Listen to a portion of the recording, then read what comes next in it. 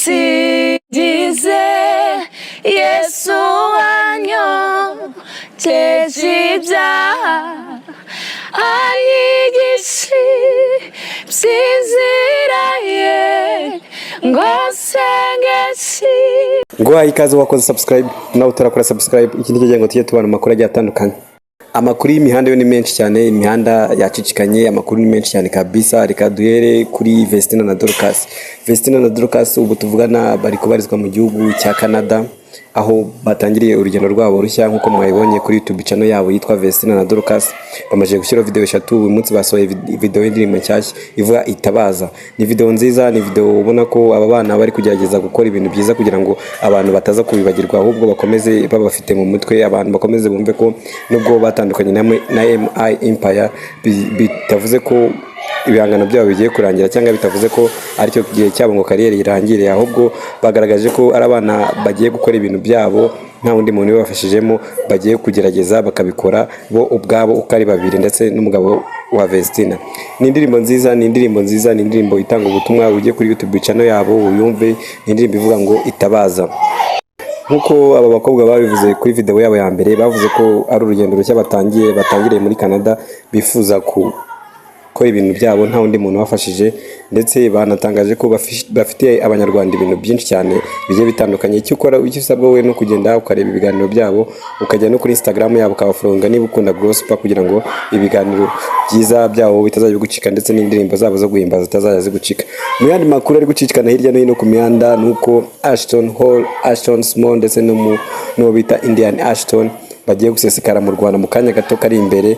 Ni inkuru nziza, ni inkuru abanyarwanda bakiriye neza, ni inkuru twese twishimiye. Niba nawe ukunda Kagarara, niba ukunda Ashton, niba ukunda Indian Ashton, urasabwa kuba uhari.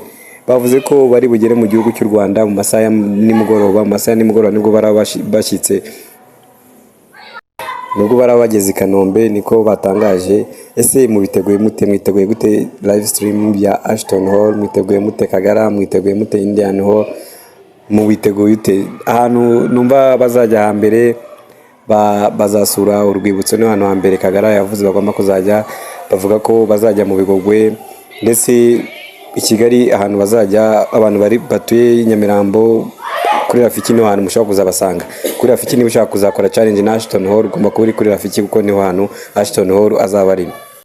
Mu yandi makuru y'imihanda yo, Shadibu ngo yaje kwijyana muri rehab. Shadibu nkuko Rib yabitangaje, yavuze ko Shadibu adafunzwe ahubwo ari muri rehabilitation i Huye.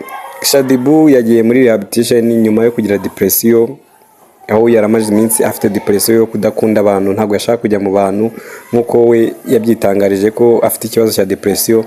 Byabaye ngombwa ko ajya muri rehabilitation nkuko amakuru abivuga, cyangwa se abantu benshi bagenda bavuga ko Shadibu yagiye muri rehabilitation ari we wijyanye, yagiye muri rehab ari we wijyanye, nta muntu n'umwe wamujyanye, na nzego na zimwe zamujyanye nkuko abantu bamwe na bamwe bari kugenda bawisa ibihuha. Shadibu niwe wijyanye kubera ko yaramaze kugira depression yuko atakiri kubasha kwiyumvamo abantu. Yaramaze iminsi mu rugo apostinga gusa, yandika kuri Instagram ye, ariko ntabwo yaramaze iminsi atabona n'abantu.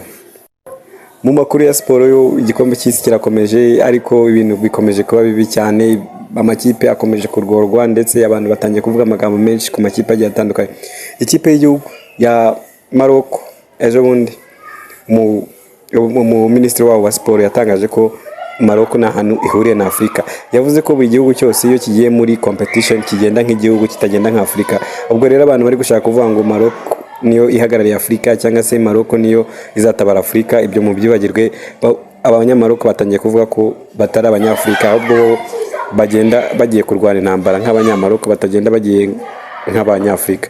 Urumva ko ni ibintu bisa nkaho bavuze ko bitandukanyije na Afrika. Bo bari Maroc nk'igihugu cyabo, ntago bari nka Maroc nka Afrika.